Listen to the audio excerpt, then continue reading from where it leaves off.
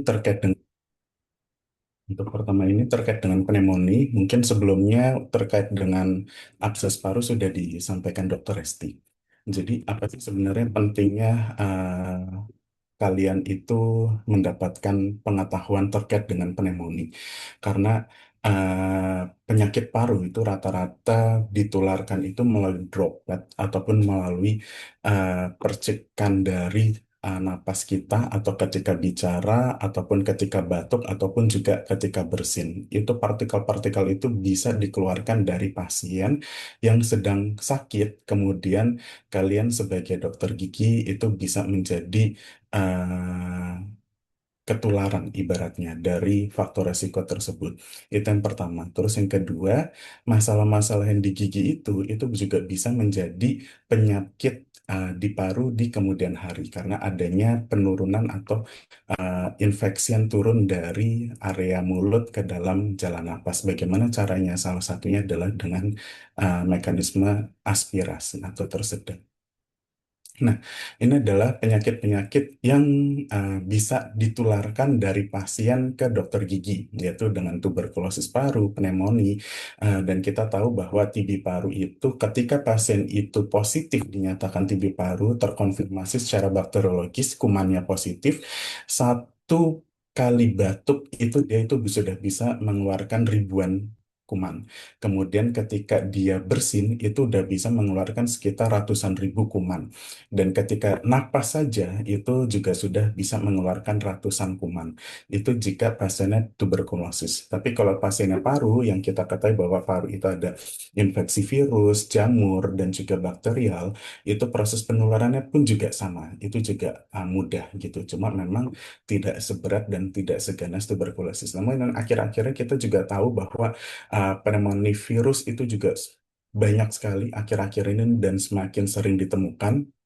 eh, Terakhir pandemi itu terkait dengan COVID, kemudian muncul adanya virus RSV, kemudian juga ada lagi virus influenza yang memang setiap tahun itu pasti dia mengalami mutasi, dan juga virus-virus yang lainnya. Sehingga kalian harus memproteksi diri kalian sendiri, salah satunya adalah dengan menggunakan alat pelindung diri. Dan penting untuk mencari tahu apakah pasien-pasien sebelumnya itu memiliki riwayat sakit seperti ini atau sedang sakit, sehingga jangan sampai kalian ketularan dari pasien.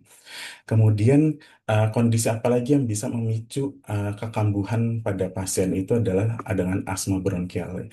Kita tahu bahwa tindakan-tindakan dari sejawat dokter gigi itu banyak sekali prosedur-prosedurnya dan juga mungkin sebelumnya dengan menggunakan obat-obat anestesi dan lain-lainnya itu bisa memicu terjadinya kekambuhan atau eksaserbasi dari asmanya pasien. Sehingga kalian juga harus saja eh, bayar pasien perlu dengan asma parunya. Kemudian yang terakhir ini adalah tindakan kalian yang bisa menyebabkan penyakit pada pasien, itu adalah pneumonia aspirasi dan juga abses paru. Untuk abses paru mungkin sudah disampaikan dari Dr. Resti ya, Dek, sebelumnya. Kemudian bagaimana bisa terjadi ini tadi saya sampaikan terkait dengan dropletnya, kemudian asma bisa terkait dengan obat-obatnya, dan yang terakhir ini adalah kuman-kuman dari rongga mulut ketika kalian melakukan tindakan-tindakan mungkin nggak sengaja tersedak sama pasiennya, kemudian akhirnya bisa menimbulkan pneumonia aspirasi dan juga bisa menyebabkan terjadinya abses paru.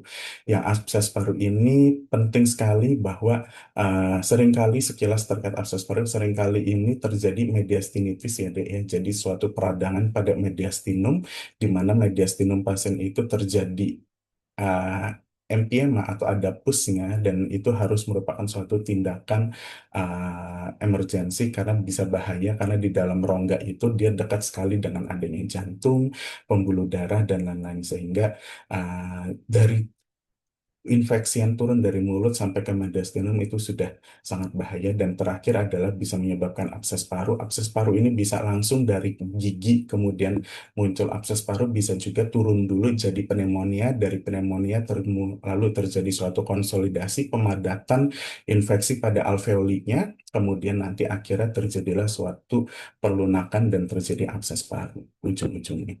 Nah, kita masuk ke pneumonia. Pneumonia itu kalau adik-adik perhatikan bahwa jalan napas kita itu dibagi jadi dua ya deh. Itu ada jalan napas bagian atas, itu batasnya adalah pita suara ke atas, dan jalan napas bagian bawah yaitu pita suara ke bawah. Untuk jalan napas bagian bawah itu terdiri dari bronkus, itu yang merupakan jalan utama jalan napasnya. Kemudian cabang kanan dan kiri yaitu bronkus utama kanan dan juga bronkus utama kiri. Yang perlu kita ketahui bahwa bronkus utama kanan itu posisinya itu langsung kayak jatuh deh, lurus gitu. Sedangkan bronkus utama kiri itu agak horizontal gitu. Sehingga proses tersedak itu biasanya lebih sering jatuhnya itu adalah ke paru yang sebelah kanan.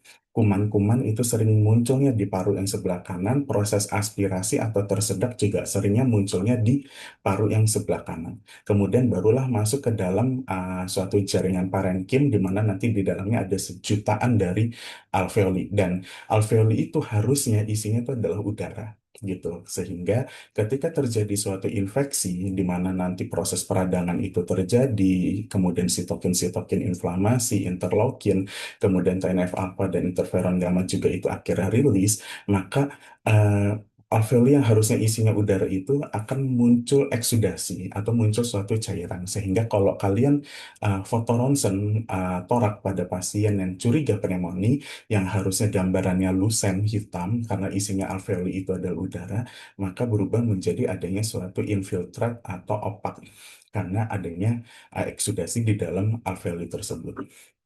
Penyebabnya apa saja? Penyebabnya itu bisa karena bakteri, virus, jamur, dan juga parasit.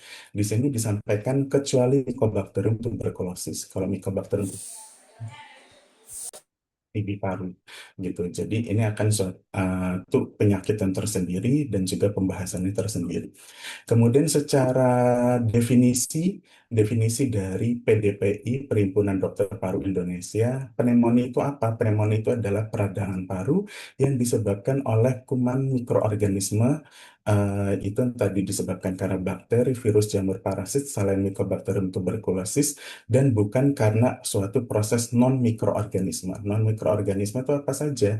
Bisa karena bahan kimia, bisa karena radiasi, bisa karena aspirasi, bahan toksik, obat-obatan. Obat-obatan ini termasuk dengan kemoterapi, imunoterapi, dan lain-lain. Ini disebutnya sebagai pneumonitis gitu. Jadi beda-beda antara pneumonia.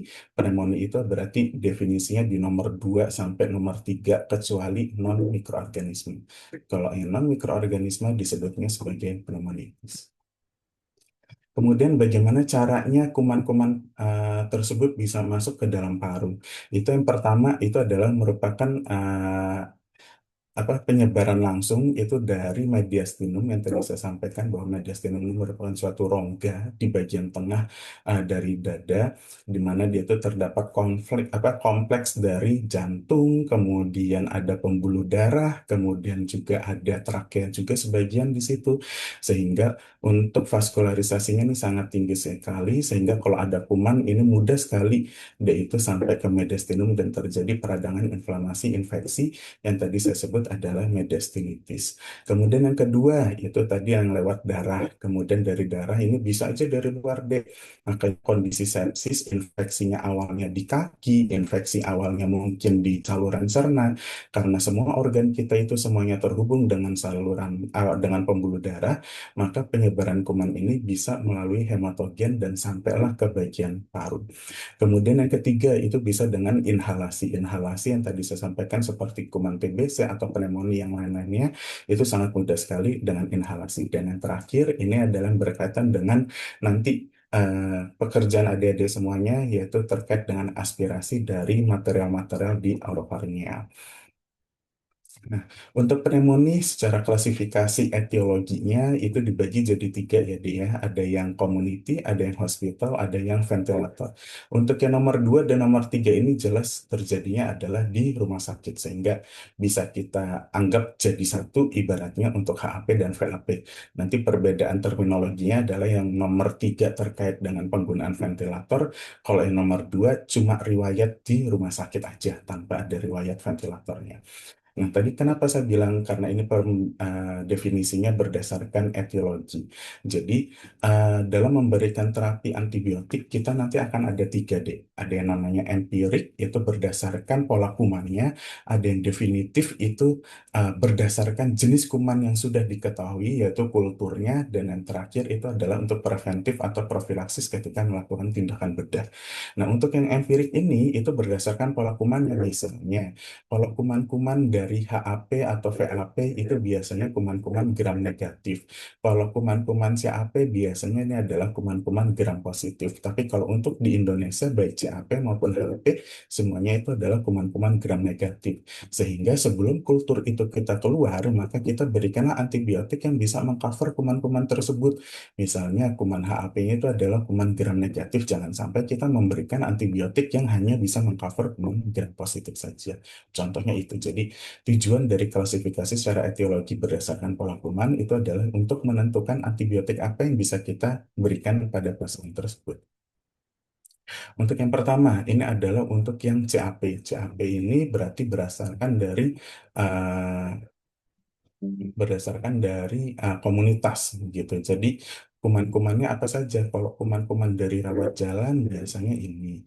Kemudian kalau kuman-kuman dari non ICU biasanya ini. Kalau kuman-kuman yang uh, apa ditemukan pada pasien-pasien yang sampai dirawat di ICU biasanya seperti ini.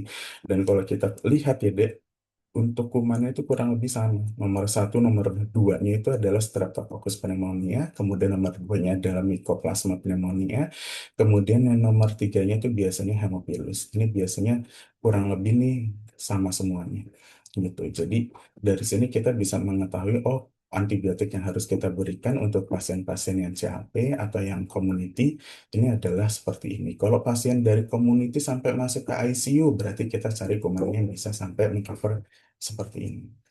Yaitu. Kemudian faktor resikonya apa saja pasien-pasien yang dengan community acquired pneumonia ini, yaitu ketika usia lebih dari 65 tahun, kita tahu bahwa kondisi tersebut menyebabkan imunitas pasien itu akan jauh sekali berkurangnya dan pasien akan jadi rentan untuk terkena infeksi. Ibaratnya contohnya misalnya satu rumah kalian ada yang batuk-batuk atau batuk pilek gitu. Mungkin dari kakak kalian menulari kalian gitu. Tapi kalau ke orang tua mungkin proses penyembuhannya itu akan lama dan proses penularannya sangat cepat. Tapi ketika kalian mungkin butuh waktu beberapa hari baru sampai ketularan dan untuk proses penyembuhannya juga bisa lebih cepat. Ini salah satu faktornya itu adalah terkait dengan imunitas. Terus yang kedua, tinggal di rumah perawatan tertentu seperti panti jompo. Kita tahu bahwa untuk kondisi-kondisi tertentu terkait dengan penyakit infeksi paru itu biasanya patokannya itu adalah di negara-negara berkembang ya deh, di mana panti jomponya itu ibaratnya mirip kayak panti asuhan gitu. Jadi kondisi kebersihannya, ventilasi dan kelayakannya itu nggak bagus gitu. Jadi dengan adanya kondisi seperti itu penularan juga akan mudah terjadi. Kemudian ada proses riwayat dari alkohol, kemudian ada riwayat dia itu pasien-pasien yang malnutrisi, merokok. Merokok kenapa dia jadi faktor resiko?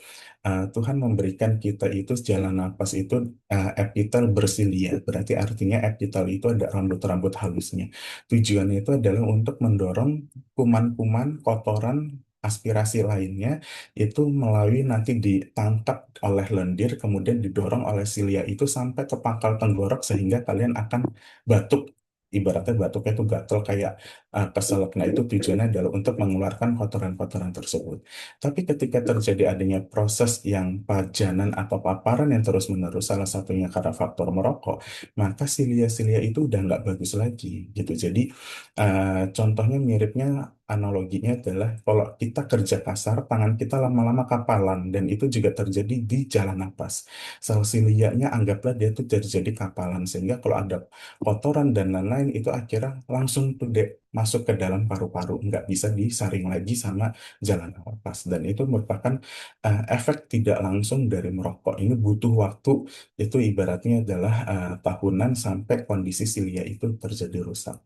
Kemudian kondisi seperti terjadinya gangguan kesadaran atau pasien diintubasi ini sangat mudah sekali terjadi aspirasi. Makanya kenapa kalau pasien-pasien penurunan kesadaran kita menganjurkan menggunakan sonde atau NGT itu untuk mencegah terjadinya aspirasi. Tapi biasanya keluarga atau masyarakat di Indonesia itu juga kadang kurang ngerti deh gitu. Jadi pasien udah dipasang sonde masih aja itu dicoba dipaksa minum gitu. Akhirnya ujung-ujungnya tersedak. Ketika tersedak, material-material yang ada di saluran cerna akhirnya sempat naik ke atas, kemudian pindah ke jalan napas, dan itu mengakibatkan apa? Pola kumannya di jalan saluran cerna sama pola kumannya di jalan napas itu kan beda, gitu. Sehingga antibiotik yang harus diberikan ketika terjadi aspirasi dari saluran cerna itu juga beda antibiotiknya, tidak lagi sesuai dengan yang tadi, yang di awal. Kemudian penyakit penyerta yaitu ada PPOK, KV, DM, neurologis, atau ada infeksi saluran napas atas.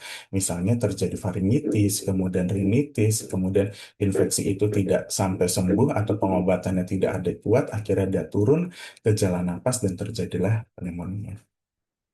Nah, untuk kalau ada ujian ya dia terkait dengan pneumonia, beda dengan penyakit lainnya. Kalau ditanya bagaimana kalian menegakkan diagnosis TB paru contohnya, maka yang disebutkan itu adalah klinisnya dulu. Kalau yang penyakit lain, adanya batuk lebih dari 2 minggu, adanya batuk darah misalnya dan lain-lain. Kemudian ditambah dengan pemeriksaan fisik apa, pemeriksaan penunjang apa, kemudian akhirnya disimpulkan dia sebagai TB paru. Tapi kalau untuk pneumonia itu khusus ya Dek, untuk pneumonia, kalau ditanya bagaimana mendiagnosis TB paru, maka harus disebutkan dulu pada fototorak didapatkan adanya infiltrat atau air bronchogram. Jadi ini yang harus disampaikan terlebih dahulu gitu. Jadi walaupun ada keluhan batuk, kemudian purulensis sputum, demam, kemudian ada tanda-tanda bronki, kemudian leukositosis, kalau nggak ada infiltrat pada foto ronsen, maka tidak bisa disebut sebagai pneumonia gitu. Jadi kata kuncinya kalau ada ujian terkait dengan pneumonia itu harus ada fototorak didapatkan infiltrat atau adanya air bronchogram, baru ditambah gejala klinis itu ada dua atau lebih, yaitu ada batuk yang semakin bertambah, adanya purulensi atau adanya suatu dahak warna kuning atau hijau, demam, kemudian adanya tanda-tanda konsolidasi. Tanda-tanda konsolidasi itu apa, Dek? Tadi kan saya bilang alveoli itu harusnya isinya air, harusnya isinya udara, tapi ketika terjadi infeksi paru maka terjadilah eksudasi, maka terjadi lama-lama proses pemadatan dan itu terjadi namanya konsolidasi. Warnanya itu adalah putih pada fototorak. Kemudian bisa juga disertai dengan adanya rompi dan leukositosis atau leukopenia. Nah, klinisnya itu bagaimana gitu kan? Itu bisa bervariasi, itu beda-beda tiap orang, itu baik dari yang ringan sampai yang paling berat yang bahkan bisa mengancam nyawa atau jiwa. Nah, kemudian bisa juga adanya demam. Kalau ada demam pasti manifestasinya apa deh? Yaitu adanya takikardi. Kemudian kalau ada demam pasti nanti dia akan merasanya ada menggigil atau bahkan bisa sampai keringatan. Kemudian dahak yang produktif atau batuk kering. Kemudian bisa juga adanya sesak napas, kemudian adanya nyeri dada, dan juga ada kondisi lemas, sakit kepala, dan juga lemah. Itu juga merupakan manifestasi dari sakit pneumonia. Cuma kalau kalian sudah pelajari atau ingat pelajaran-pelajaran terkait dengan penyakit paru, ini keluhan ini semuanya hampir pasti setiap penyakit paru itu ada gitu. Jadi agak sedikit sulit ada untuk membedakan ini yang TBC, ini yang pneumonia dan lain-lain. Makanya tadi disampaikan kalau pneumonia, oh berarti ada kondisi fatoronsen infiltrat. Kalau TBC kata kuncinya biasanya ada batuk lebih dari 2 minggu gitu. Jadi kalian harus mencari tahu kata kunci dari masing-masing penyakit tersebut. Dari pemeriksaan fisik itu pasti ada respiratory rate yang meningkat, kemudian mungkin adanya otot-otot bantu napas yang terlihat, kemudian karena tadi adanya suatu proses konsolidasi, maka adanya proses pemadatan, fremitus pemeriksaan apa dadanya itu mungkin akan meningkat sehingga perkusinya akan menjadi redup gitu. Kemudian juga adanya suatu kondisi mungkin bisa adanya suatu ronki, kemudian ada suara napas bronkial itu dari pemeriksaan dari auskultasi. Ini ini untuk menentukan tanda-tanda dari pneumonia. Nanti pneumonia itu bisa dibagi derajatnya, Dek. Itu derajat berat ataupun derajat ringan atau sedang. Itu salah satunya adalah dari tanda-tanda ini juga. Jadi tandanya itu adalah dari yang awal sampai 2 slide terakhir sampai ke ini kesimpulannya itu adalah adanya batuk, takikardi, sesak napas, demam. Pokoknya ini kalau kalian mau menghafalkan biar gampangnya, ketika pasien itu ada demam dan sesak napas, itu pasti nanti akan terjadi takikardi. Jadi demam ini kompensasinya adalah ke takikardi, kemudian juga sesak juga kompensasinya itu adalah ke takikardi juga. Kemudian ini tadi pemeriksaan fisiknya dan juga kata kuncinya itu adalah dari uh, fototorak didapatkan adanya suatu infiltrat. Nah, ini adalah gambaran dari fototorak pasien. Jadi kita lihat bahwa uh, ini foto bagian paru sebelah kanan, ini adalah paru yang sebelah kiri. Bagian tengah-tengah ini adalah jantung, kemudian yang bagian ini adalah diafragma sebelah kanan, yang sebelah sini adalah diafragma sebelah kiri. Paru ini harusnya adalah gambarannya lusen, karena alveoli itu isinya adalah udara. Udara nggak bisa ditangkap sama fotoronsen. Sehingga kalau kita lihat ada sesuatu yang warnanya kok beda ya, warnanya di sini kok lebih putih, sedangkan di sini nggak terlalu, berarti ini adalah suatu abnormalitas gitu. Jadi karena dari pemeriksaan foto ronsen menggambarkan abnormalitas, kalian konfirmasi dari pemeriksaan fisik dan juga dari anamnesisnya tadi, oh ternyata dia ada batuk, ada demam tinggi, kemudian ada grop-grop juga dahak yang warna kuning kehijauan dari pemeriksaan fisik, didapatkan tanda-tanda konsolidasi. Maka ini bisa mencurigai suatu kondisi pneumonia. Lalu kalau seandainya tadi disampaikan ada pneumonia berat, itu bagaimana dok? Pneumonia berat itu salah satunya kalau infiltratnya adalah bilateral, kanan dan juga kiri. Nah ini kan kalau kita lihat kan walaupun di sini lebih lusen, lebih opak, ibaratnya lebih putih, tapi di sini juga udah ada homogen. Opasitasnya itu udah ada juga yang hampir lebih tebal dibanding yang lusen di atasnya. Jadi ini bisa kita simpulkan adalah suatu infiltrat yang bilateral deh, gitu. Jadi ini adalah kondisi pneumonia berat. Nah, untuk melakukan diagnostiknya pakai apa aja? Berdasarkan ATS, itu American Thoracic Society, itu kita tidak lagi melakukan kultur di setiap pemeriksaan atau pasien-pasien pneumonia. Kapan kultur itu kita lakukan? Kultur sputum dilakukan kalau pasien itu adalah pneumonia berat atau ada kondisi suatu sepsis. Tapi kalau di luar itu, kita bisa melakukan pemeriksaan pewarnaan gram, sehingga kita bisa mengidentifikasi kumannya ini polanya apa, gram positif atau gram negatif, sehingga nanti antibiotik yang bisa kita berikan akan lebih sesuai dengan pola kuman tersebut. Nah, walaupun kultur itu memiliki sensitivitas dan spesifitasnya itu yang beragam dan biasanya sangat penting dalam memberikan tata laksana pasien dari pneumonia, tapi kita perhatikan tadi ATS itu tidak lagi menganjurkan ini untuk pemeriksaan rutinnya, Dek. Gitu. Jadi benar-benar harus pasien itu adalah kondisi pneumonia berat atau dalam kondisi sepsis. Tujuannya apa? Karena ketika kondisinya pneumonia berat atau kondisinya sepsis, kuman itu udah mengalir ke aliran darah, kemudian sudah menyebar kemana-mana, sehingga nanti akan ada resiko terjadinya suatu gagal organ, multi organ. Nah, ketika sudah sampai ke MODS, karena akibat dari sepsisnya itu sendiri, antibiotik itu kita butuhkan benar-benar yang definitifnya. Jadi udah nggak bisa lagi pakai yang empirik. Kita nggak bisa lagi nih coba-coba lagi nih pakai antibiotik. Maka dibutuhkanlah kultur sputum itu. Kemudian kapan dilakukan kultur darah? Kultur darah itu bisa juga kalau pasien itu sudah ada kondisi sepsis atau sudah haknya itu nggak bisa dikeluarin tuh dek. Misalnya batuknya cenderung kering. Tadi disampaikan salah satunya bisa juga batuk kering. Nah, maka kita lakukanlah pemeriksaan kultur darah. Tapi sama seperti dengan kultur sputum tadi berdasarkan ATS tahun 2019, maka untuk kultur-kultur baik itu darah maupun sputum dilakukan kalau pasien itu ada kondisi pneumonia berat atau ada suatu kondisi sepsis. Nah, ini terkait dengan antibiotik empirik yang tadi saya sampaikan, itu berdasarkan pola kuman. Sehingga kita bisa memberikan antibiotik yang lebih terarah dan bukan benar-benar blind atau buta atau ngasal untuk memberikan antibiotik pada pasien. Nah, nanti ketika hasil kultur itu sudah keluar, kalau seandainya pasien dilakukan kultur, maka akan berubah menjadi antibiotik definitifnya yang lebih tepatnya.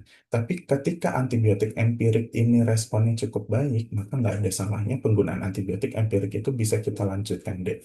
Sampai kapan sih, Dok, pemberian antibiotik itu? yaitu antibiotik itu harus kalian evaluasi dalam waktu 48 jam atau 2 hari. Sehingga kalau seandainya tidak ada perbaikan, maka antibiotik empirik itu harus segera diganti. Sedangkan kalau diperlukan, antibiotik boleh sampai 3 hari sampai 5 hari. Kondisi-kondisi tertentu boleh 7 hari. Kalau kondisi sangat berat sekali, sepsis dan lain-lain boleh 10 sampai 14 hari. Itu timeline pemberian antibiotiknya. Jadi minimal 3 hari, kalau diperlukan 5 sampai 7 hari, kalau kondisinya berat 10 sampai 14 hari. Kalau pasien empiriknya responnya udah bagus, lanjutin aja, nggak apa-apa deh. Tapi kalau ternyata empiriknya kurang maksimal, maka kita segera switch ke yang definitif.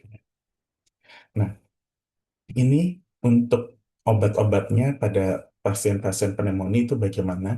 Untuk pneumonia itu kita bagi jadi tiga, yaitu pasien yang dirawat jalan, kemudian pasien yang akhirnya masuk rawat inap tapi tidak masuk ke ICU, dan pasien yang sampai masuk ke ICU. Di sini kalau kalian perhatikan, kalian nggak usah ngapalin semua obatnya, kalian apalin obat-obat yang sering kalian dengar aja deh. Kalau pasien-pasiennya ringan, maka pengobatannya adalah beta-laktam ditambah beta-laktamase atau dengan menggunakan makrolit. Ini kalau ringan berarti kalian cuma pakai satu obat aja gitu. Jadi beta-laktam atau beta-laktamase kemudian atau dengan menggunakan makrolit. Makrolit ini kalian apalin azitromisin. Beta-laktam atau beta-laktamase itu kalian apalin contohnya kayak cefixim, cefadroxil dan lain-lain. Itu kalian hafalkan gitu. Kalau beta-laktam kalian tambahkan dengan anti beta-laktamase. Kemudian kalau makrolet itu kalian gunakannya tunggal aja. Tapi kalau pasien ada riwayat penggunaan antibiotik 3 bulan terakhir, maka obatnya harus double. Cara ngapalinnya adalah yang ini ditambah dengan yang ini. Jadi beta-laktam dan beta-laktamase ditambah dengan makrolet gitu. Jadi obatnya ada dua. Atau kalau kalian mau pakai obat tunggal, boleh pakai quinolone respirasi. Quinolone respirasi cuma ada dua ya, Dek. Levofloxacin dosis 750 miligram atau moxifloxacin dosis 400 miligram. Ini biasanya keluar kalau ditanya di ujian. Pokoknya kalau ditanya quinolone respirasi itu adalah levo 750 atau moxi 400. Jadi kalau si pro nggak termasuk quinolone respirasi, walaupun dia memang quinolone. Kalau dia akhirnya dirawat inap non ICU, maka pakai terapinya obatnya seperti yang terakhir ini, rawat jalan yang kondisinya ada antibiotik 3 bulan terakhir, yaitu beta-laktam ditambah makrolet, atau kalau mau pakai tunggal, yaitu adalah quinolone respirasi. Makrolet kalian ngapalinnya azitromisin, beta-laktam, anti beta-laktamase, itu cefixim, cefadroxil, dan lain-lain kalian hafalkannya itu. Kalau sampai akhirnya pasien dirawat di ruang intensif atau ICU, maka kalian harus lihat ada resiko pseudomonas atau tidak, dan juga ada resiko MRSA atau enggak. Kalau misalnya ada resiko pseudomonas, maka kalian bisa memberikan quinolone respirasi. Satu aja itu boleh.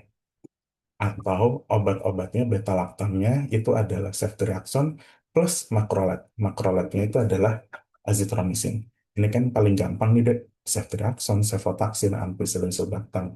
Ini kan paling sering ditemukan di rumah sakit gitu karena obat yang sangat mudah diproses. Jadi apalin tiga ini plus makrolat itu adalah azitromisin atau quinolone respirasi. Tapi kalau seandainya ada ini tadi maaf ini tidak ada pseudomonas, tapi kalau seandainya ada resiko pseudomonas, maka obat-obat yang bisa pseudomonas itu adalah quinolone respirasi atau obat-obat yang lainnya itu adalah ceftazidime, kemudian bisa juga ada cefepime atau meropenem. Jadi kalau ada cenderung ke arah Pseudomonas, kalian biar gampangnya ini aja deh apalin meropenem ditambah dengan quinolone gitu. Kalau misalnya pasien non ICU, rawat intensif tapi nggak ada Pseudomonas, kurang lebih masih sama, yaitu adanya beta-laktam, yaitu ceftriaxone, cefotaxime, ampicillin, sulbactam, ditambah dengan makrolet atau quinolone tunggal. Tapi kalau ada pseudomonas, kalian apalinnya adalah meropenem ditambah dengan quinolone. Gampangnya itu. Tapi kalau untuk MRSA, obatnya cuma dua doang ya, Dek. Vancomycin atau linezolid. Gitu. Jadi obatnya adalah ini. Ini adalah untuk eh, pilihan-pilihan terapi untuk rawat jalan. Ini ada tadi amoxicillin, kemudian ada cefadroxil, ada cefixim, dan lain-lain. Itu udah eh, sangat sering sekali ditemukan. Bahkan untuk amoxicillin, doxycycline mungkin udah sebagian besar sudah resisten. Untuk di Indonesia, ini kan kalau di luar kan untuk pemberian antibiotik kan benar-benar sangat dijaga. Sedangkan kalau di Indonesia, negara kita kan kayak sudah diorder pasien berobat nggak diberikan antibiotik itu pasti udah protes gitu. Jadi seperti amoxicillin, doxycycline ini mungkin sudah kebal atau udah resisten. Kemudian kita masuk ke VAP. VAP itu kata kuncinya adalah pneumonia yang muncul itu setelah 48 jam pasien diintubasi gitu. Jadi contohnya pasien diintubasi hari Senin, kemudian di hari Rabu muncul keluhan adanya purulensi dahak warna kuning kehijauan, kemudian demam tinggi, ada infiltrat, maka dia itu adalah VAP. Tapi kalau contohnya pasien intubasi hari Senin, hari Selasa muncul keluhan tadi kan belum 48 jam deh. Itu dianggapnya adalah CAP community gitu karena belum sampai 48 jam atau 2 hari gitu. Jadi kata kuncinya adalah di 48 jam ini. Seringnya permainan kata-katanya itu adalah di cerita kasusnya itu seperti itu deh. Jadi pasien intubasi di hari Senin atau pasien diintubasi dalam waktu 24 jam muncul keluhan batuk dan lain-lain. Nah, ini kan belum 48 jam, berarti dia belum VAP. Maka disebutnya adalah CAP. Kalau misalnya HP apa? HP ya sama dengan VAP ini, tapi tanpa ada riwayat intubasi pasien pneumonia yang muncul dalam waktu 48 jam setelah pasien MRS atau ngamar. Jadi hari Senin pasien ngamar, hari Rabu muncul keluhan-keluhan, nah itu adalah HAP. Tapi kalau ada riwayat intubasi berubah menjadi VAP. Nah ini sama ya, Dik.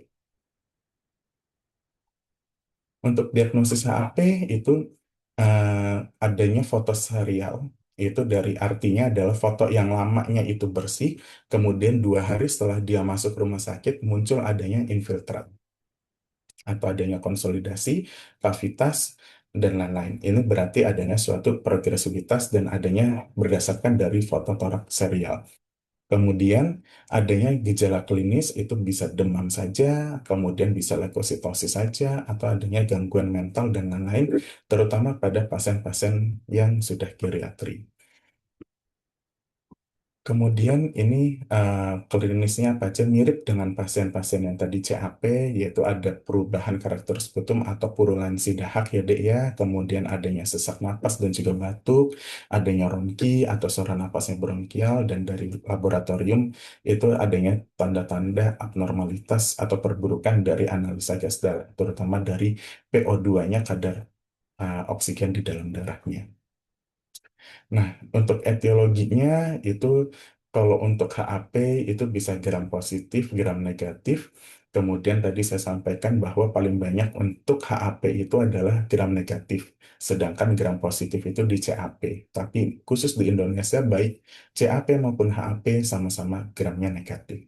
Kumannya apa aja? Ya ini kumannya tinggal kalian baca. Cuma harus kita perhatikan bahwa pasien pneumonia yang didapatkan di rumah sakit pasti resiko resistannya itu sangat tinggi sehingga apabila terjadi MDRO multi drug resistant organisme maka obatnya apa saja yang bisa kita berikan tinggal meropenem aja deh gitu. Jadi kalau sampai MDRO semuanya semua resisten maka sisa obat yang bisa kita gunakan adalah meropenem.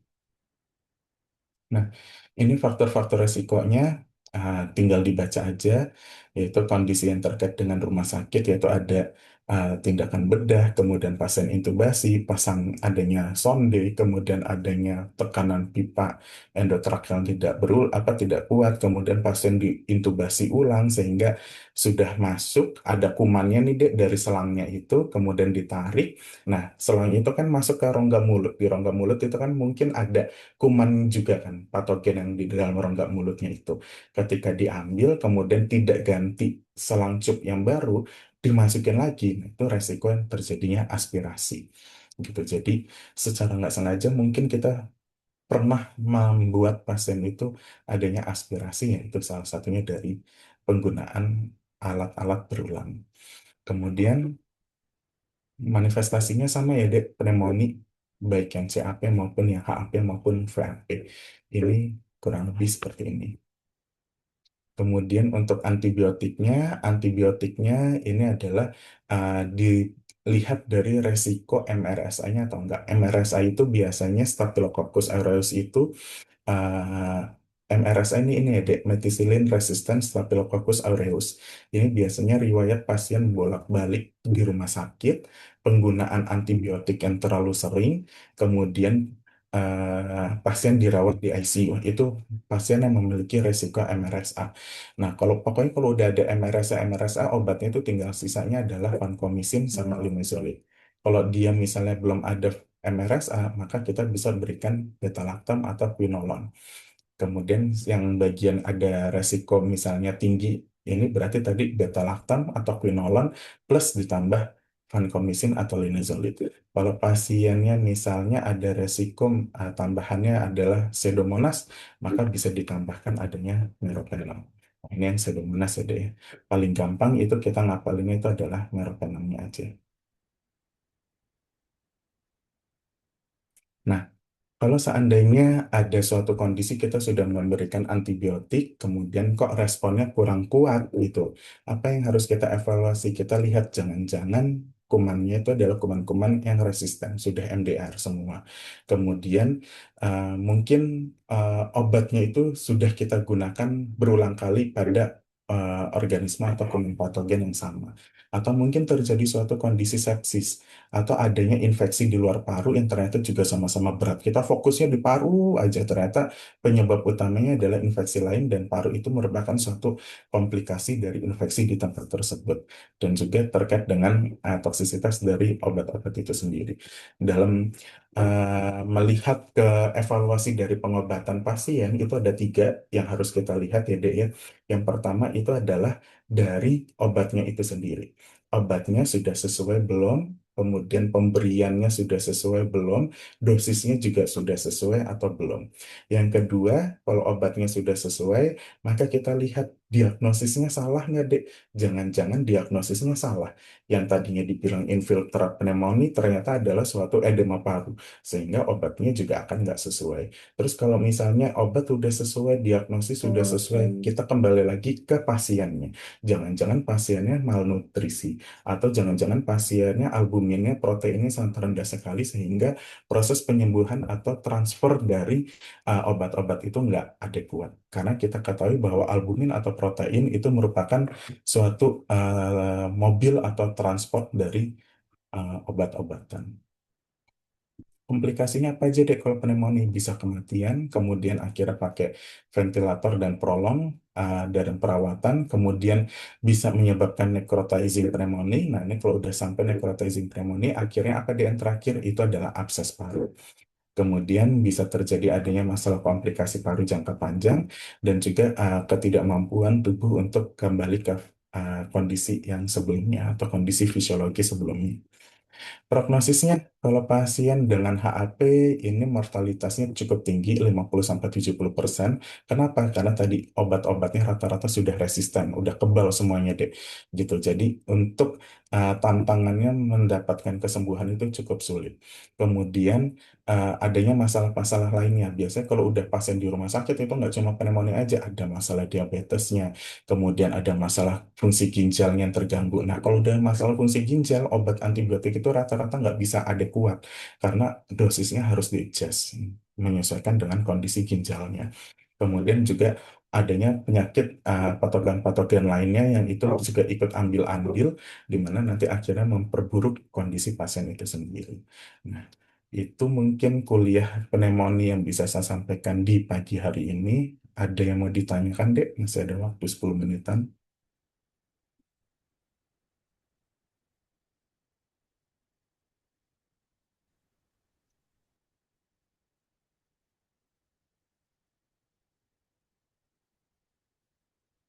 Ada yang mau ditanya? 217 ya, Dek.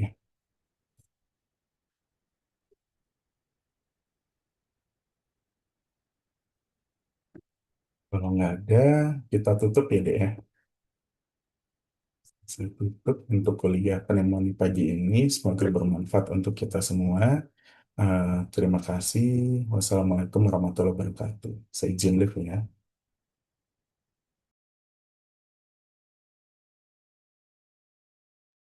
Terima kasih, dokter.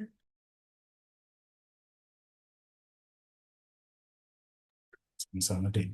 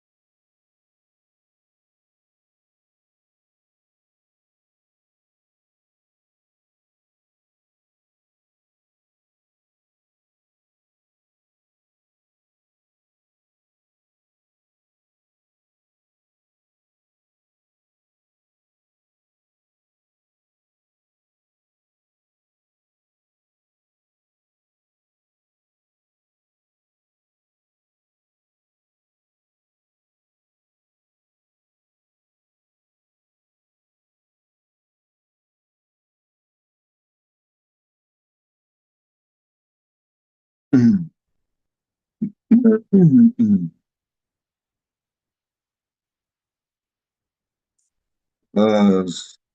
Selamat pagi, suara saya terdengar.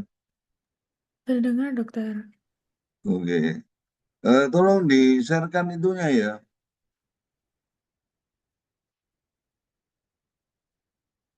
Eh, yang kemarin saya kirim itu.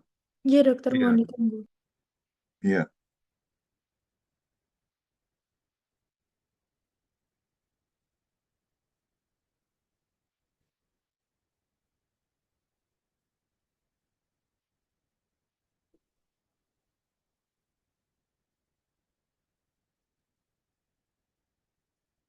Sudah terlihat nih, dokter.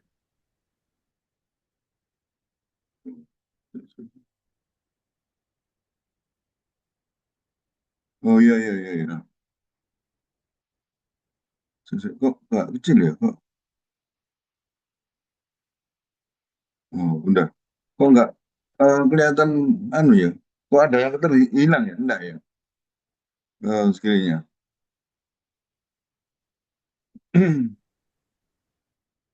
Bisa kita mulai ya, Mbak Gracia ya ini ya. Assalamualaikum warahmatullahi wabarakatuh. Selamat pagi. Hari ini saya diberi tugas untuk menyampaikan apa ini kuliah tentang penyakit jantung katup. Ya, slide-nya. Nah, di slide ini kita bisa lihat ya eh, secara apa skematis gambar dari jantung yang bisa kita lihat di sini. eh, Mudah-mudahan anu pointer saya kelihatan. Apa? Ya, nah ini lebih bagus. Tuh, lihat. Eh, Jantung mempunyai 4 ruangan, ya. Jadi ventrikel kiri, seram apa atrium kiri, ventrikel kanan, atrium kanan, seperti yang tertera di situ ya. Kemudian masing-masing terus dua pembuluh darah besar, aorta dan arteri pulmonalis. Nah, di antara atrium kiri dan ventrikel kiri ada katup namanya mitral. Kalau ventrikel kiri dan pembuluh darah besar aorta ada katup namanya katup aortic valve. Kemudian ventrikel kanan, ventrikel kiri, ventrikel kanan atrium kiri dipisahkan ada katup tricuspid. Pulmonal dan arteri pulmonal dan ventrikel kanan di sini ada katup pulmonal. Kalau lihat Anda di sini gerakannya, kita lihat di sini ada gerakan yang mengisi, jantung diisi, namanya fase diastolik, kemudian fase sistolik. Berarti fase sistolik itu jantungnya berkontraksi.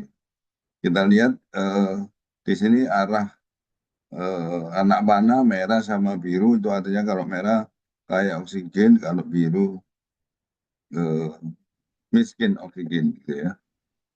Nah, mungkin pengenalan di sini mudah-mudahan Anda tahu di mana letaknya katup. Eh, Berikutnya mungkin saya harus menjelaskan apa sebenarnya fungsi katup ya. Slide berikutnya.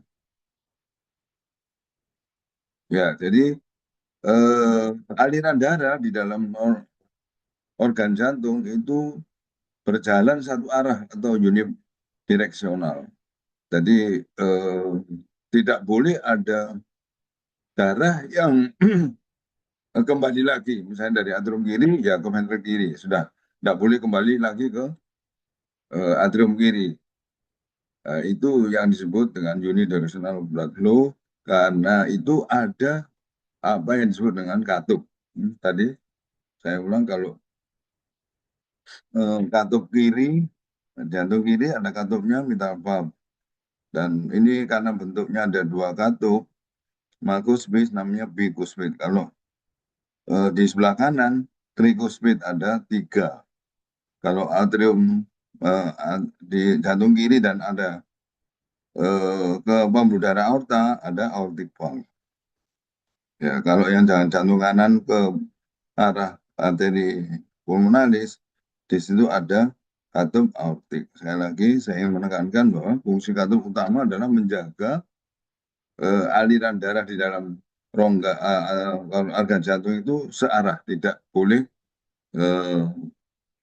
terjadi arah yang terbalik, yaitu yang nanti disebut dengan regurgitasi atau aliran darahnya nggak lancar ya. Jadi katup itu fungsinya harus membuka sempurna dan menutup sempurna. Jadi kalau membuka sempurna berarti tidak ada stenosis. Kalau menutup sempurna tidak ada regurgitasi ya. Slide berikutnya. Nah, kenapa penting ya? Nah, ini ada gambar-gambar grafik-grafik. Ini saya ambil dari luar ya, dari global, regional dan nasional. Jadi ini sebetulnya ini datanya luar dari negara maju maupun negara berkembang. Dalam ini di negara-negara yang income-nya tinggi, berarti itu negara yang sudah maju, dan negara yang income-nya rendah. Kalau kita lihat memang dua-duanya punya masalah dalam hal penyakit jantung katup. Kalau high income countries misalnya itu ke degeneratif. Tapi kalau yang low income itu rheumatic heart disease. Nanti akan saya sebut-sebut rheumatic heart disease itu lebih detail karena menjadi problem bagi kita. Kalau yang lainnya juga kita menghadapi jadi usia tua ya, karena biasanya karena kalsifikasi dari katup mengalami degeneratif karena usia, maka katupnya juga akan bermasalah ya, baik itu regurgitasi maupun stenosis. Intinya secara internasional maupun nasional penyakit katup itu menjadi perhatian yang harus kita pelajari dengan seksama. Slide. Nah, ini etiologinya, tipe dan etiologi. Kalau gambar yang sebelah kiri, ini ada regurgitasi, itu berarti tidak menutup sempurna. Sehingga aliran darahnya bisa kembali lagi, regurg itu kembali.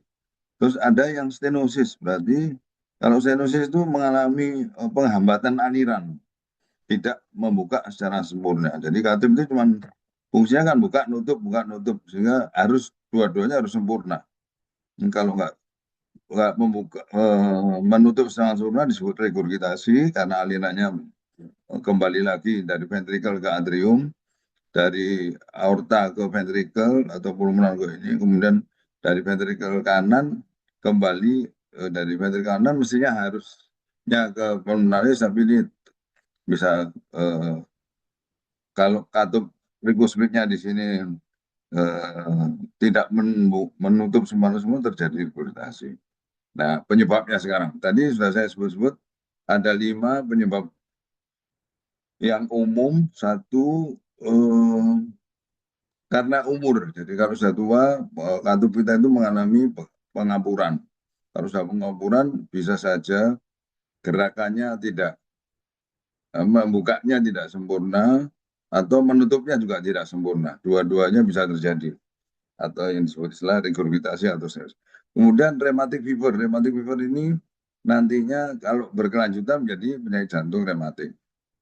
Kemudian ada infektif endokarditis. Jadi katup itu bisa mengalami infeksi ya.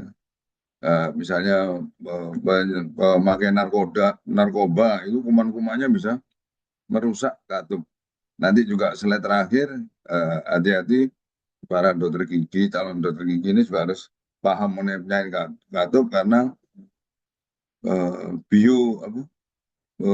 bakteri-bakteri dalam rongga mulut itu bisa menyebabkan kalau dia punya penyakit jantung katup malah memperburuk. Kemudian penyakit katup penyebab yang lain adalah serangan jantung. Serangan jantung karena katup itu strukturnya ada yang menempel pada otot jantung. Kalau otot jantung mengalami serangan atau infark, maka bisa terjadi penyakit jantung katup. Yang terakhir adalah penyakit kongenital. Mungkin yang akan kita bahas lebih detail nanti rheumatic fever dan RAD. Slide berikutnya. Nah, ini saya lanjut tadi sudah data internasional ada, ini data penyakit jantung rematik di Indonesia. Jadi kita apa, Perhimpunan Kardiologi itu sudah mengumpulkan data dari 21 tempat dan ya ini kerja yang keras yang bagus mengumpulkan pasien-pasien dewasa sebanyak 3.000-an lebih dengan penyakit jantung rematik. Slide. Hasilnya itu ya ini mulai dulu ini ya. Salah saya. Ya enggak apa-apa. Jadi penyakit jantung rematik itu asalnya dari demam rema akut. Demam rema akut. Kenapa disebut itu? Karena memang pasiennya mengalami perasaan demam-demam gitu. Yang awalnya memang tidak merusak katup, tapi dalam perjalanannya merusak jaringan katup, sehingga kalau di sini kita lihat dari tenggorokan, karena infeksinya memang terasa di tenggorokan itu, bisa menjadi penyakit gagal jantung. Karena itu kalau ada yang terinfeksi Streptococcus, kemudian di tenggorokan atau di kulit, lalu berkembang develop ya menjadi rheumatic fever, ini karena terapinya enggak benar ya. Kemudian rheumatic fever ini di slide-slide berikutnya akan Anda tahu bahwa bisa mengganggu multi organ, otak, jantung, kulit, gitu ya. Sehingga bisa terjadi penyakit rematik dan komplikasinya terbanyak ya gagal jantung, aritmia, atrial fibrillasi, dan ya berakhir di kematian pada umur yang masih muda ya, kurang dari 40 tahun.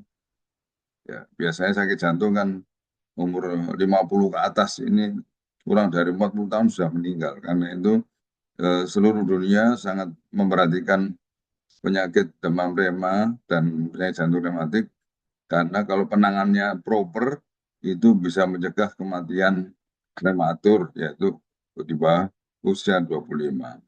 Slide. Nah ini kembali sedikit tadi bagaimana kok bisa gitu ya, demam rema akut itu berkembang menjadi penyakit jantung katup. Nah ini asalnya ada infeksi di tenggorokan. Kemudian infeksi tenggorokan ini akan menyebabkan keradangan-keradangan di jantung, sendi, saraf pusat, kemudian kulit, dan semutan. Nah, kalau ini berulang-ulang terus dan tidak diterapi dengan baik, maka dia bisa berkembang jadi penyakit jantung rematik. Artinya ada kerusakan katup yang kronis dan ini permanen. Ya.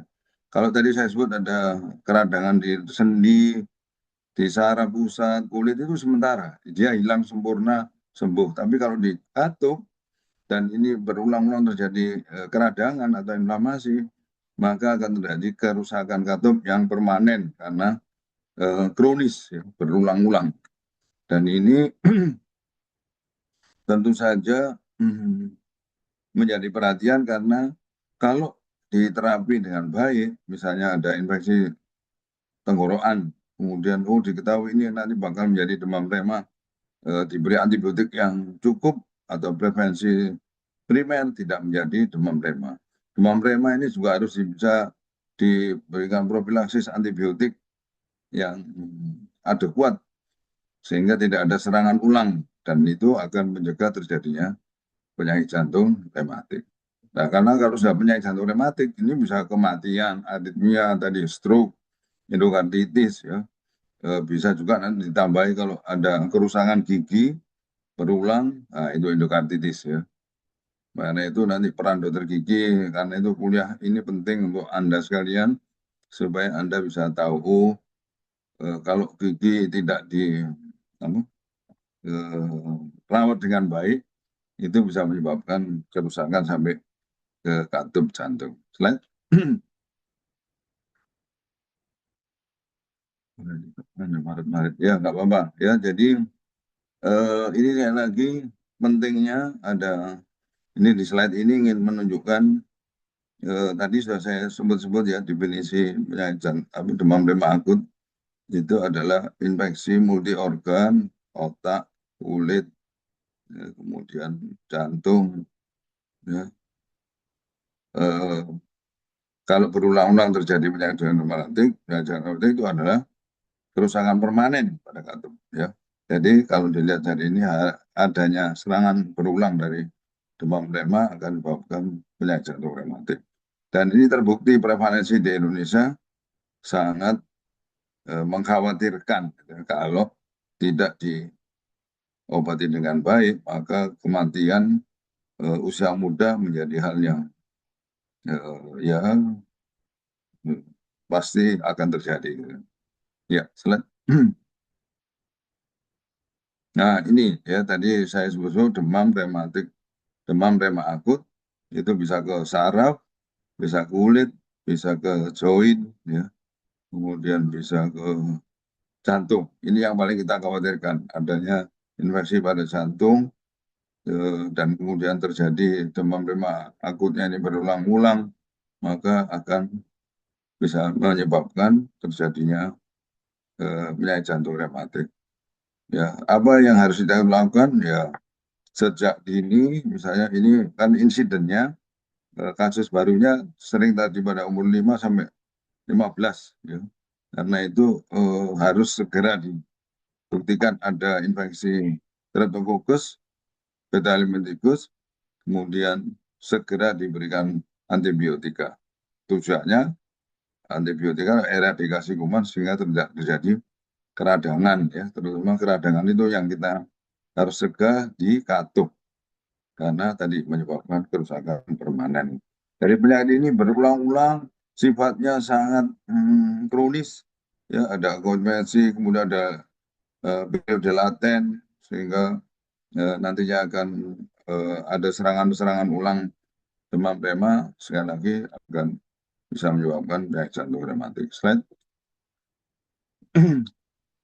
Nah, ini bentuk-bentuknya ya. Jadi ini pada usia yang muda, ini poliartritis, jadi sendi-sendinya jadi merah gini, dia biasanya nggak jalan, nggak bisa jalan, karena itu keluhan-keluhan ini harus diperhatikan.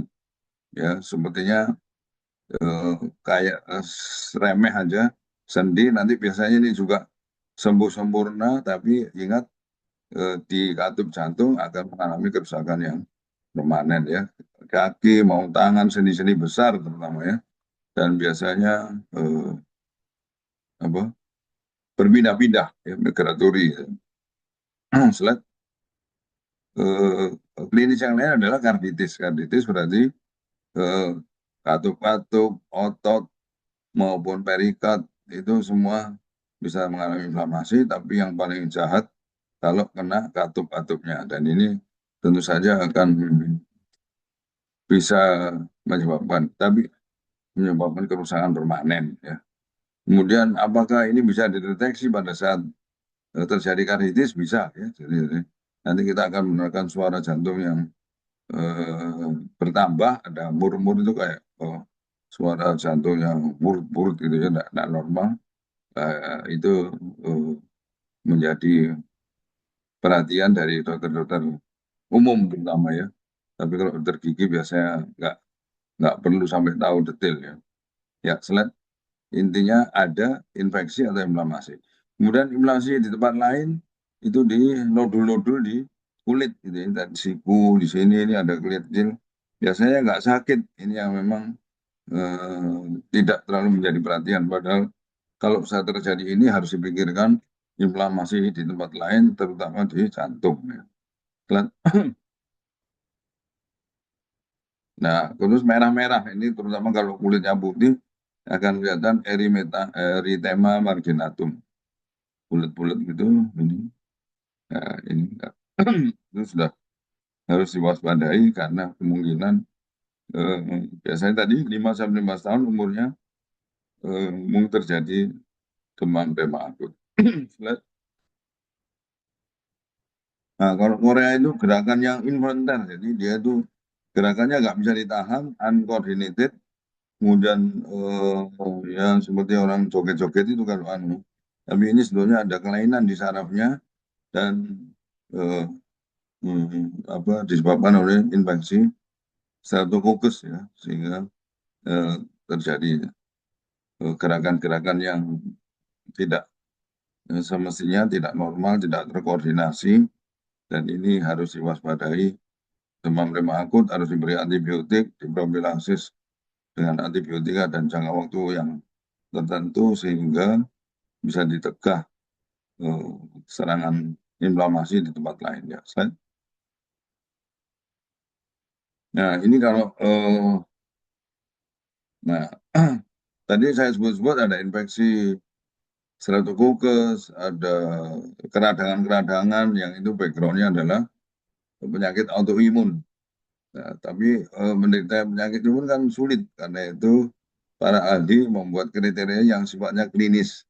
Ya, tentu saja di samping harus dibuktikan adanya kuman. Ya. Maka beberapa kriteria disebutkan di sini, ada kriteria mayor, kriteria minor. Jadi kalau ada kriteria mayor, tadi misalnya karditis, artritis, korea, eritema itu kriteria mayor. Maka disebut didiagnosis secara klinis dengan nama Revised John kriteria bila terdapat 2 mayor, mana satu mayor atau satu minor, ya. 2 mayor atau 1 minor, 2 minor atau 3 minor tadi ya. Kalau recurrent eh, harus lebih kuat ya. Kalau initial nggak terlalu boleh kita terlalu ketat gitu ya. Tujuannya adalah supaya penderita segera mendapat antibiotik. Ya, tentu saja tadi ya harus dibarengi adanya penemuan kuman, kumannya di kultur atau pemeriksaan antibodi, asto dan lain-lain, sehingga kalau ada kriteria mayor, kriteria minor dengan kriteria JOS ini sudah harus didiagnosis secara cepat. Dia menderita demam berdarah akut. Ya, nah ini terapinya untuk demam, terapinya untuk mengeradikasi kuman ya. Di sini ada golongan penisilin yang tidak alergi diberikan penisilin, amoxicillin dan lain-lain. Khususnya seperti ini nanti Anda baca sendiri.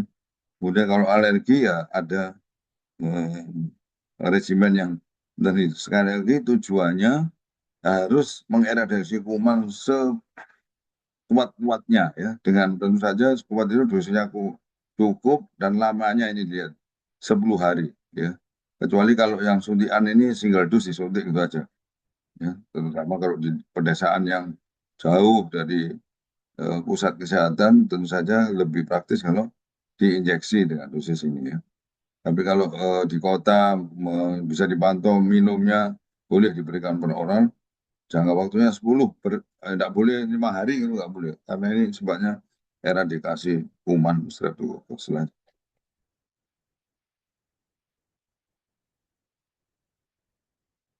Nah ini juga ya, kalau terapi-terapi yang tadi Sydenham selain antibiotik adalah diberikan karbamazepin, ya kan gerakan-gerakan yang involunter itu harus dicegah. Dari yang ringan sampai yang berat. Kalau berat mungkin perlu ada tambahan terapi misalnya steroid ya, karena patofisiologinya proses utama kan ada inflamasi, maka harus diberikan anti-inflamasi yang kuat yaitu steroid. Kalau memang manifestasinya sangat berat. Slide. Ya, bagaimana kalau terjadi gagal jantung ya? Ya, tentu saja terapinya ya terapi gagal jantung ya. Tadi kan bisa ke miokard, ke katup. Kalau terjadi gagal jantung akut harus diterapi sesuai dengan kaidah-kaidah gagal jantung. Tentu saja dia harus masuk rumah sakit ya. Jadi kalau Anda menemui hal ini, terapinya harus dan diawasi ya. Mungkin harus masuk rumah sakit ini. Slide.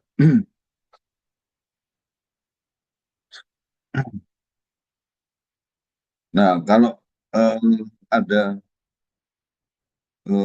temuan-temuan diagnosis yang lain, karditis, yang ringan, sedang, maupun yang berat, maka ada tambahan-tambahan ya. Tambahan yang terutama adalah antiinflamasi, misalnya aspirin, kemudian ibuprofen, naprofen, ini semua antiinflamasi, tujuannya agar inflamasi yang terjadi di jantung itu sesegera mungkin bisa teratasi. Ya, nah, ini yang tadi saya sebut-sebut ada prevensi. Ya. Prevensi itu ada primer dan sekunder. Primer kalau belum terjadi demam akut. Jadi ada sakit tenggorokan, wah ini memang ada kelainan di ini, maka langsung diberikan antibiotika ya. Dosisnya cukup tinggi di sini intramuskuler. Kalau injeksi tentu saja hanya sekali. Ya, tapi kalau oral tadi ya 10 hari. Nah, kalau sudah pernah menderita demam akut, maka harus diberikan secondary prevention. Di sini tujuannya untuk mencegah serangan ulang demam akut, dan tentu saja kalau ini diberikan secara kuat bisa mencegah terjadinya penyakit jantung rematik atau kerusakan permanen katupnya. Jadi prevensi ini sangat-sangat penting dan harus dijalankan dengan kesabaran ya kan, maksudnya misalnya sudah pernah tiap bulan diinjeksi ya, ini ada injeksi, ada oral sama, kalau injeksi hanya sekali per 4 minggu, tapi kalau oral harus diminum terus ya sampai umur tertentu memang ya, sampai umur tertentu ya.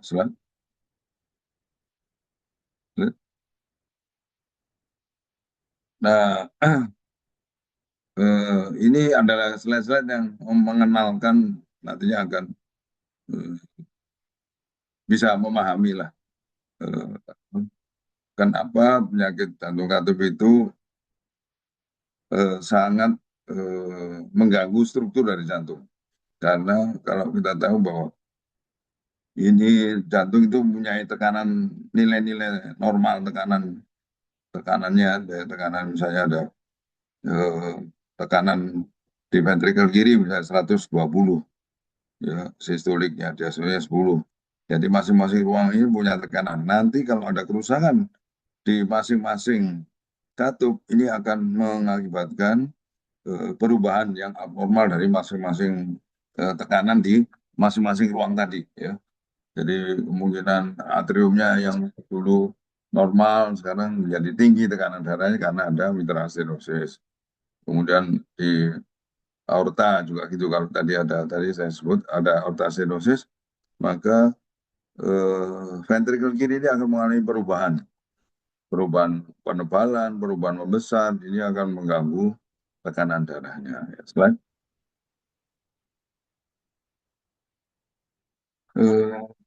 ya, jadi eh, kalau dilihat skema yang di bawah ini, ya slide-nya diteruskan. Ini aliran darah kan dari merah ini ya ke sini. Nah, ini karena ada stenosis, ya, jadi pasti tidak lancar. Sehingga akan terjadi apa yang disebut yang mestinya membuka sempurna ya. Vasostasis berarti katupnya ada membuka sempurna.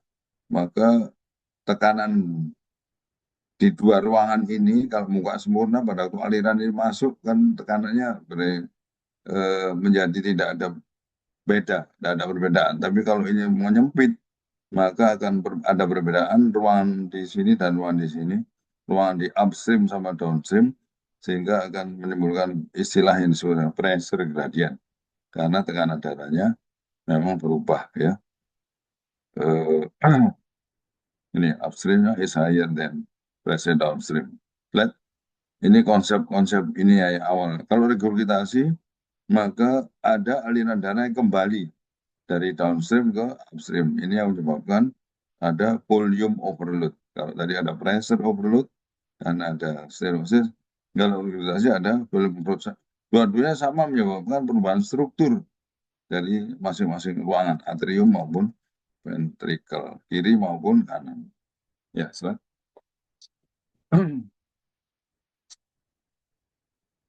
Ya, silakan. Ya.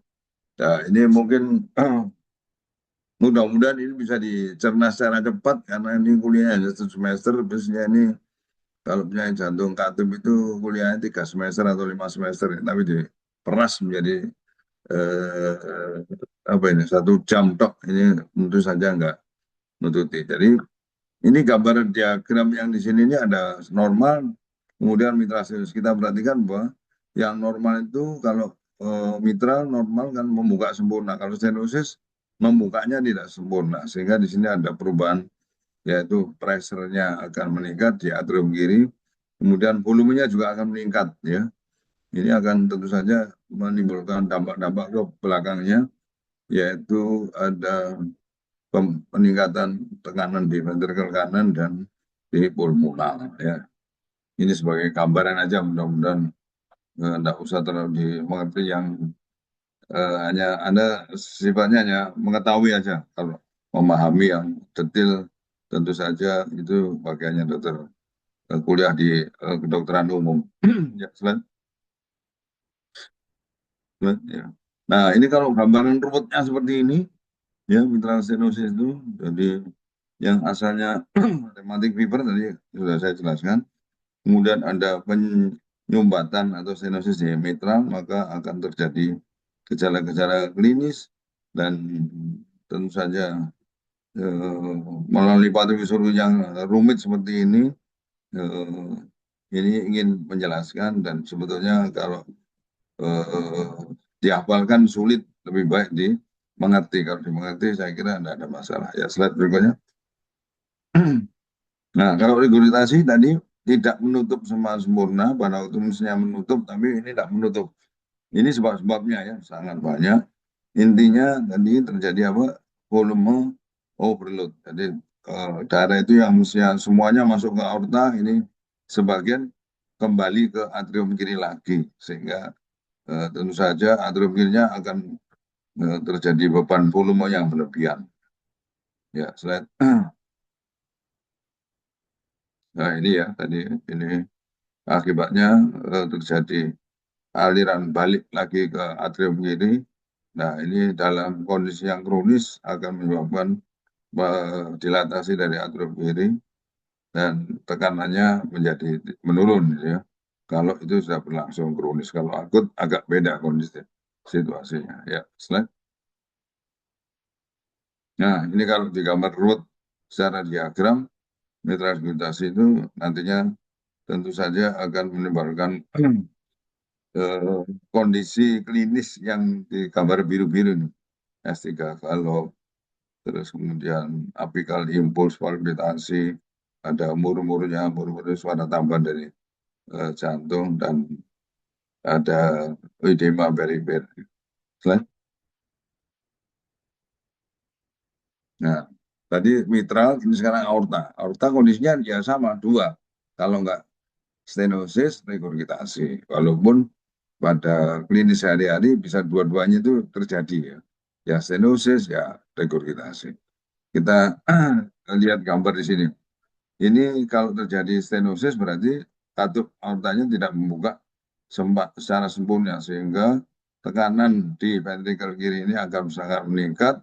Kompensasinya maka otot jantung di ventrikel kiri akan bekerja lebih keras, dan tentu saja akan mengalami perubahan yang asalnya normal, tebalnya hanya 1 cm, ya 10 mili, ini menjadi hipertrofi. Ya, tentu saja hipertrofi di ventrikel ini menyebabkan tekanan yang asalnya 120/10 tadi ya, gunanya mengetahui tekanan-tekanan di dalam ruangan, menjadi 200. Ya, ini artinya memang terjadi karena ada penyumbatan di aorta. Tentu saja nanti akan berdampak pada ventrikel kanan, yang nggak berdampak di aorta.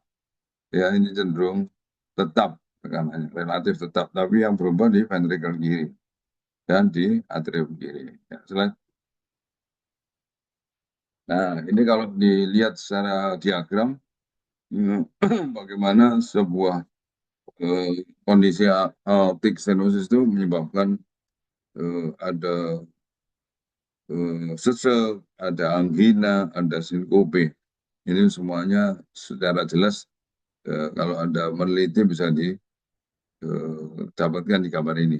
Dan karena Anda kalau paham diagram ini, ya, mekanisme sudah paham, itu gejala klinik akan sangat terkuasai gitu ya. Ya, Nah, ini kalau tadi disebut-sebut ada degeneratif, ya. Jadi sklerosis itu, nah ini kan ada umurnya. Makin tua, makin ada penumpukan, ya, akumulasi di katup ini ada eh, apa pengampuran-pengampuran sehingga tentu saja fungsi dari katup tadi tidak bekerja dengan baik, ya. Dan karena itu nanti kalau kita gambar, ya, di sini onsetnya kita lihat di degeneratif tricuspid ini, lihat ada pengampurannya katup aorta itu karena eh, katupnya tiga, tapi kalau katupnya secara kongenital ada dua, ini juga makin mudah terjadi, ya.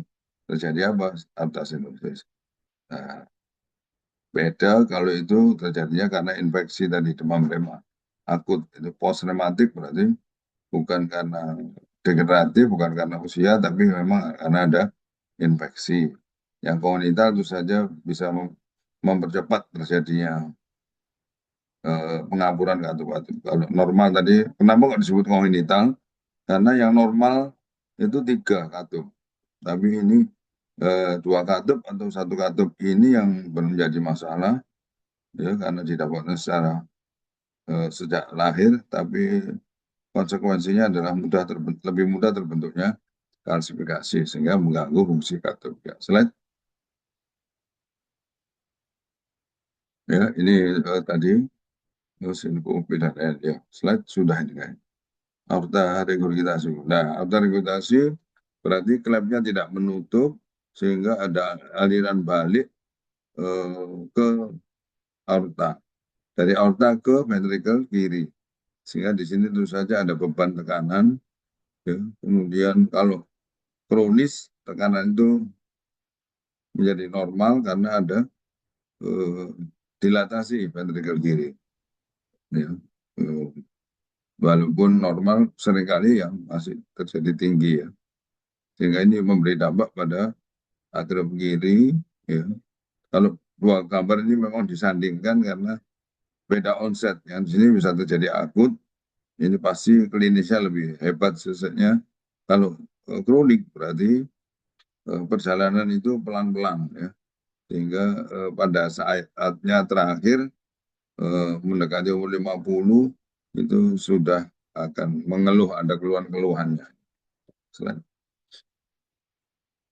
Nah, ini kalau didetailkan hmm, mengenai aorta regurgitasi, berarti itu klepnya tidak menutup secara sempurna, kondisi yang early mat. Jadi pada saat awal itu masih ringan, tapi beda kalau kondisinya eh, akut tapi severe, itu pasti nanti klinisnya akan berbeda. Beda juga kalau yang tadi early mild aortic lama-lama ya chronic severe, akhirnya kalau secara kronis sudah menjadi severe. Dan tentu saja nanti endingnya adalah terjadi dekompensasi atau gagal jantung karena otot jantung ini sudah fatigue, gitu ya. Fatigue sehingga kekuatan pompanya sudah nggak ada. Tentu saja ini kondisi yang sudah sangat lanjut, dan nanti yang dikhawatirkan kalau ini temuannya sudah lanjut diganti katup pun nanti akan tetap ada. Ya, slide. Nah, ini katup yang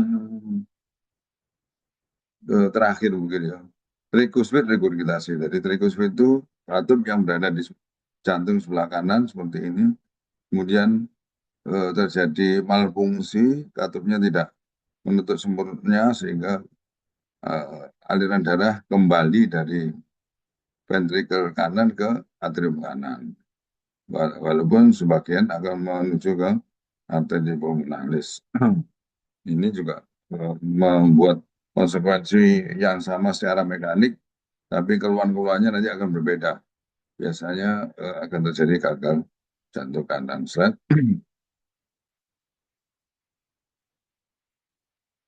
Nah, ini kalau digambarkan secara gambar ya patologi dan perubahan blood flow-nya, sehingga nah sebelah kanan ini kondisi-kondisi yang menyebabkan terjadinya regurgitasi. Ya, jadi tidak melulu karena katupnya yang mengalami kerusakan, tapi bisa juga adanya iskemik, adanya de, apa,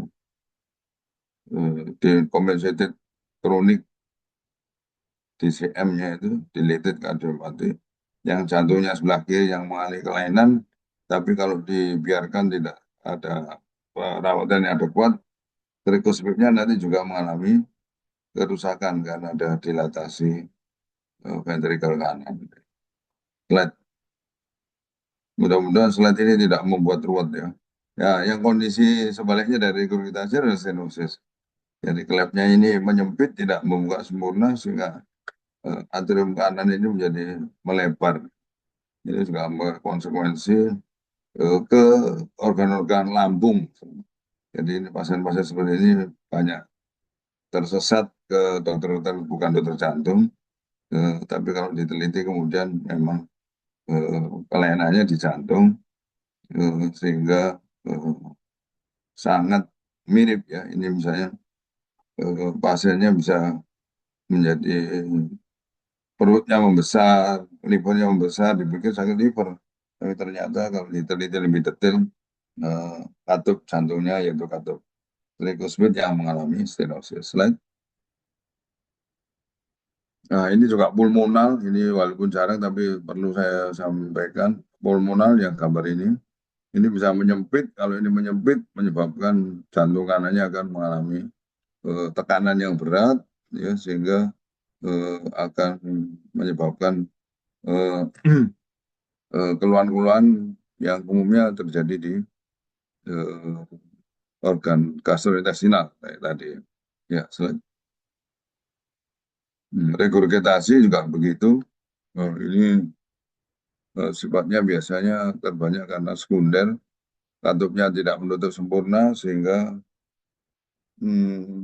akan menyebabkan kondisi yang disebut dengan pulmonary hypertension ya. Dan ini akan menyebabkan eh, menambah angka kematiannya, pasien akan lebih memberat. Slide. Nah,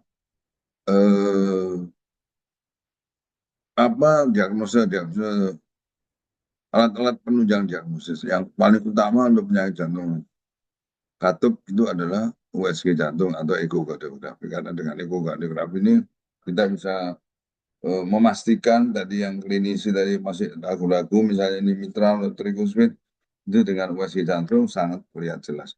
Oh, ini kelainannya di mitral, oh kelainan di aorta, di tricuspid atau pulmonar. Jadi ekokardiografi umumnya peran yang sangat sentral untuk diagnosis penyakit jantung katup. Ya, ini manajemennya ya. Seperti Anda tahu penyakit katup itu adalah penyakit struktural ya, mekanik. Maka manajemennya memang bisa obat-obatan, tapi yang utama atau definitif adalah diintervensi. Diintervensi maksudnya katupnya diganti, ya diganti dengan cara operasi. Kalau dulu mesti operasi di open heart, dibuka dadanya, tapi sekarang masih kalau kondisi-kondisi itu masih bisa dilakukan ya secara perkutan, artinya tidak perlu ada pembiusan general, tidak perlu adanya dibuka digergaji sternumnya, tidak ya. Jadi tapi kapan? Nah itu seperti yang di slide ini ya. Slide berikutnya.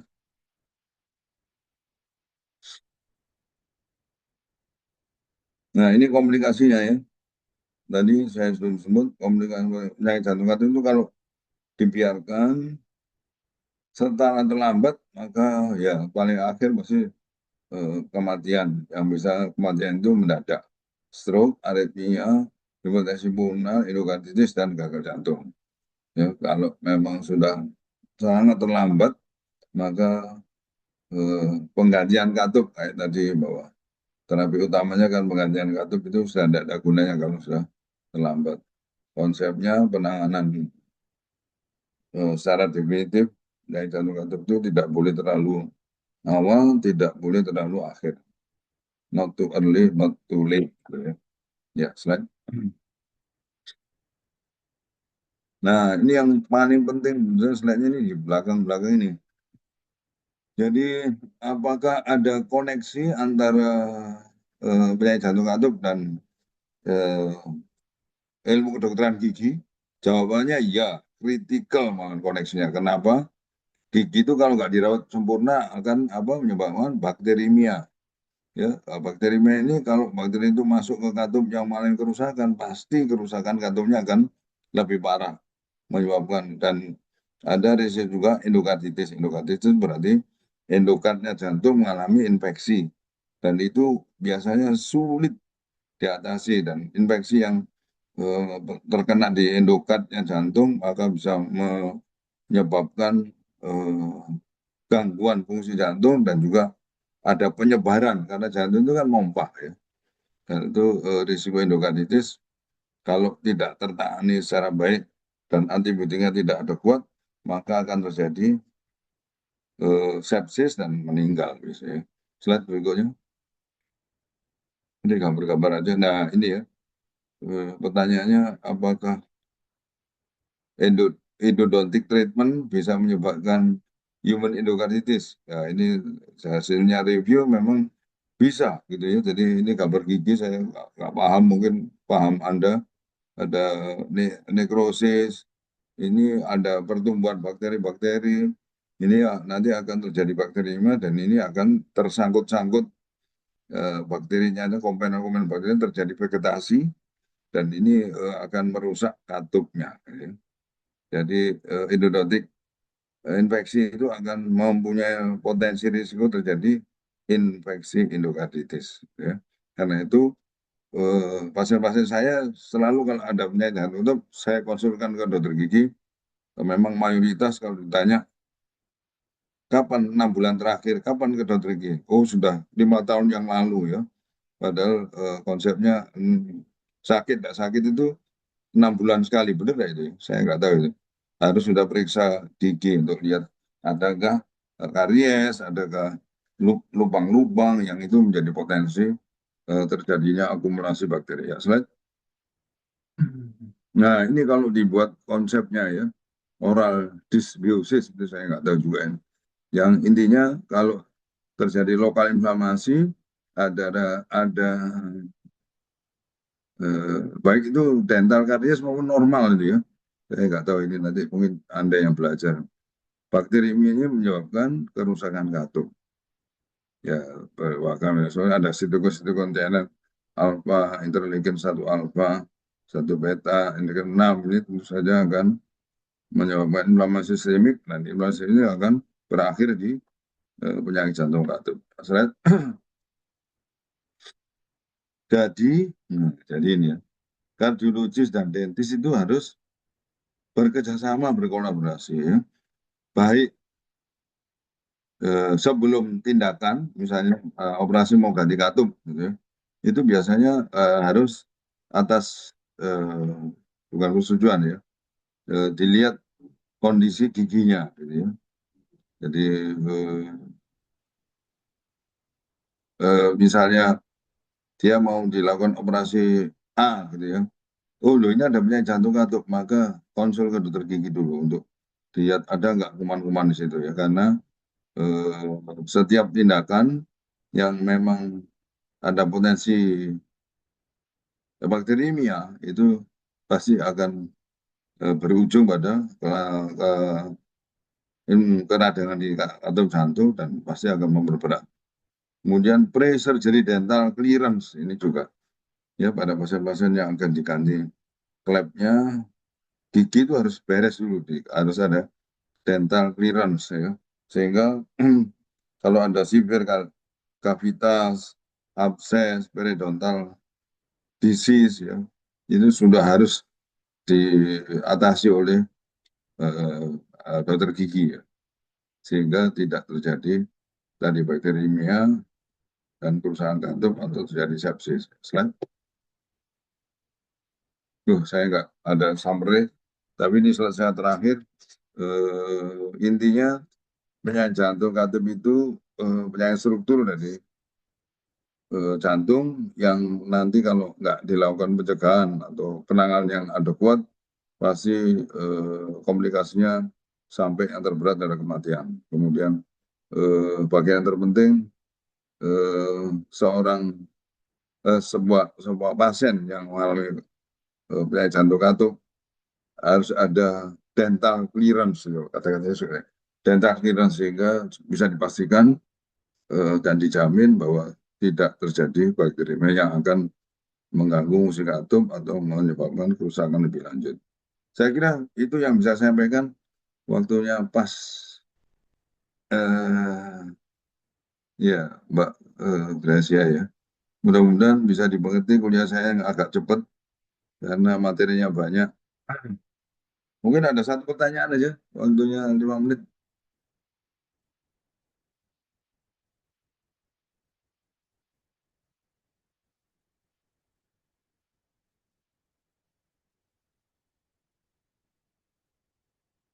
Ada? Gracia, saudari Gracia. Ini semua cewek, tidak ada yang laki-lakinya, nggak ada. Izin bertanya, dokter. Ya, boleh. Berarti tadi Siapa ini yang bertanya nih? Adelia Gracia, dokter. Oh iya, gimana? Izin bertanya, dokter. Berarti jika dilakukan perawatan periodontal terlebih dahulu untuk menangani penyakit gigi pada pasien yang mungkin ada resiko endokarditis, itu jika setelah dilakukan perawatan apakah bisa mengurangi resikonya untuk endokarditis infektifnya, gitu, dokter? Iya, iya, pertanyaannya bagus. Jadi kalau tadi kan ada diagnosis apa-apa yang diteliti oleh dokter umum atau dokter spesialis. Wah, iya, ini memang pertanyaan manajemen yang juga nggak boleh dilupakan adalah tadi ya, dental clearance itu ya. Dentalnya gimana ini? Karena kalau dentalnya itu ada tadi ya dental, itulah semua karies apa itu kan potensi terjadinya bakteri ini sangat besar ya. Karena ada di situ pasti di mulut itu kan banyak pembuluh darahnya ya. Begitu dia masuk ke pembuluh darah, bakteri-bakterinya tentu saja bakteri ini bisa menyebabkan vegetasi, disebut tadi vegetasi. Dan vegetasi infeksi tentu saja akan memperberat kondisi katup yang sudah mengalami kelainan. Ya itu tadi nanti mempercepat yang asalnya operasinya nanti umurnya baru 30 gitu kan, tadi saya sebut not too early, not too late, itu sudah dipercepat. Karena itu harus sesegera mungkin dikonsulkan dirujuk konsultasi ke dokter gigi ya. Apalagi kalau dia nanti katupnya diganti, katup buatan misalnya. Itu sudah wajib hukumnya untuk mengidentifikasi potensi-potensi infeksi. Memang tidak melulu ke gigi ya, termasuk potensi infeksi itu di organ telinga ya. Tapi yang paling potensial adalah bakteri yang berasal dari inflamasi di rongga mulut. Ya, itu Mbak Delia. Baik, dokter. Terima kasih. Oke. Wes, kalau nggak ada kita tutup ya kuliah hari ini. Pakai foto bersama, nggak usah tuh. Izin dokter, tadi sudah saya screenshot. Oke, ya. Ya wes, selesai. Mudah-mudahan Anda paham, walaupun tadi terkesan cepat. Saya kira kalau untuk penyakit katupnya secara mendalam Anda tidak dituntut. Yang penting mengerti bahwa memang penyakit katup, jantung katup itu perlu diketahui dan hubungannya erat dengan kondisi kesehatan mulut dan gigi ya. Saya tutup kuliah kita. Selamat pagi, mudah-mudahan bermanfaat. Assalamualaikum, selamat pagi. Salam sehat untuk kita semua. Saya izin live ya. Iya dokter, terima kasih banyak dokter. Terima kasih.